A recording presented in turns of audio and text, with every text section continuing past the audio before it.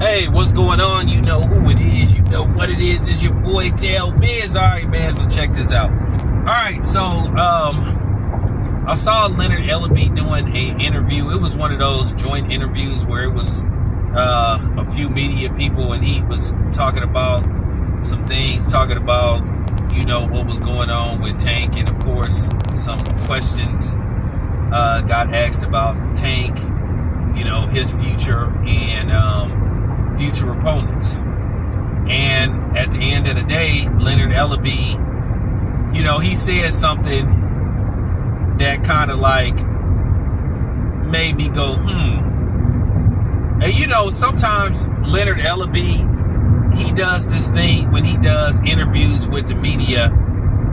He, you know, he comes across as kind of standoffish, and then sometimes he can be kind of condescending too.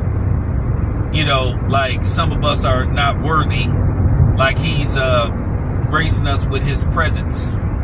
And he was just talking about, you know, Tank Davis and Tank Davis versus future opponents. You know, of course, the Shakur Stevensons, the Devin Haney's, and Teofimo Lopez and guys like that. Now, they quickly, you know, have dismissed a Tank versus Keith Thurman fight.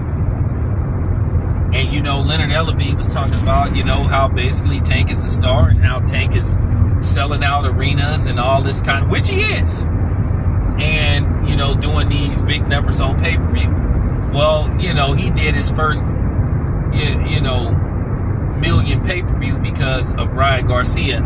And Ryan Garcia's insane mass population, you know what I'm saying, is Ryan Garcia's popularity is just through the roof, you know, which Ryan Garcia did a good job of setting that up because, you know, Ryan Garcia already said that he planned to pursue a career in, you know, acting and all that stuff, which good for him. If that's what he want to do, good for him. You know, you got to have something outside of boxing, you know, when, you know, you get tired of boxing. You know, Ryan Garcia has entertained the thought of saying, hey, I might retire at age 26, 27. And then based off the fact Ryan Garcia made so much money from the Tank fight, well, if he takes care of his money, he really don't have to like fight until his 30s and all that kind of stuff.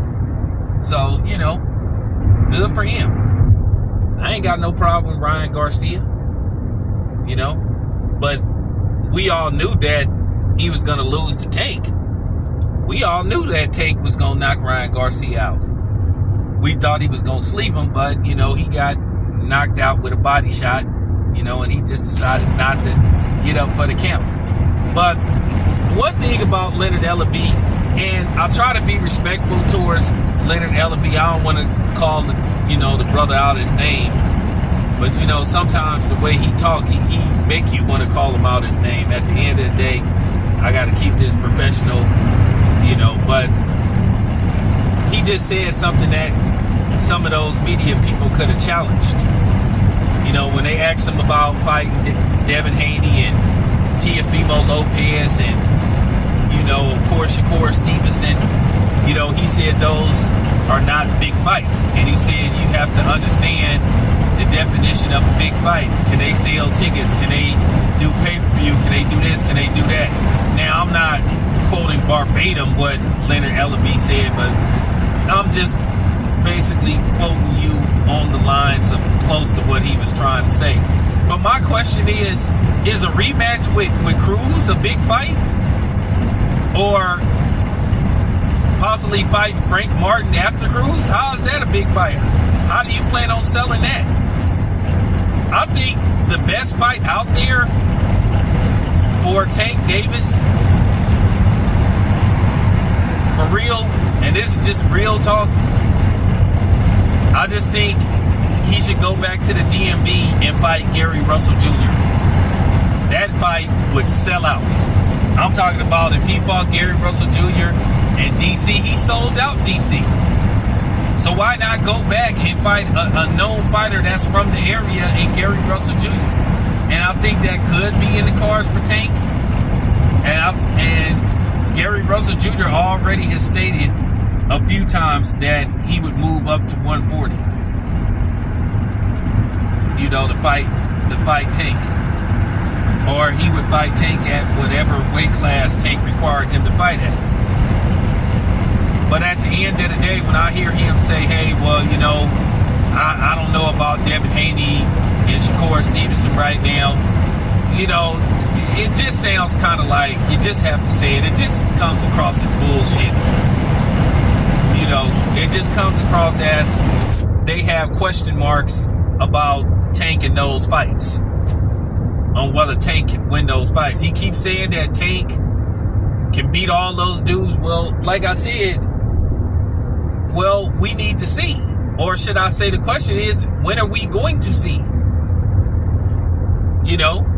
We don't want to wait till 2027 or, the back end of 2025 to see those fights, or 2026. We want to see those fights within the next year, because all those fights can be made.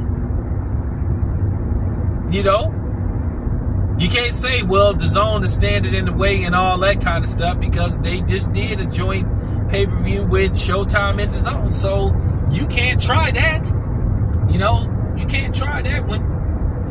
So, at the end of the day, that's the thing that irritates me about Leonard Ellerbe when he talks like that. It's almost like sometimes he tries to insult people's intelligence when he makes those kind of remarks. Because like I said before, so Cruz is a sellable, marketable fight. I guess so, to a certain degree, because he's Mexican. And we know how the PBC thrive on those black and brown fights. Because based off what the PBC has thought and believed, they didn't believe in matching brothers up with brothers unless it was absolutely necessary. But I don't consider Tank versus Cruz a big fight. If you don't consider Tank versus Devin Haney or Shakur Stevenson a big fight, how in the hell did you consider Cruz a big fight? Gary Russell Jr. would be a big fight as far as DMV bragging rights go, but that ain't gonna be no, what you would call a highly anticipated fight. It would be something that would be fun for the fans, the diehard fans, and the DMV. But me myself, I just feel Gary Russell Jr. deserve a fight like that, even though I think Tank would be a heavy favorite in that fight. But yeah, I just wanted to put that out about Leonard Ellerbe. It's just kind of irritating when you hear him talk to people like that. When he does interviews, it's like he talks down. You could just tell based off the tone of his voice. But at the end of the day, we'll see what happens. Hopefully we can get those fights. This is your boy Town. I'm out.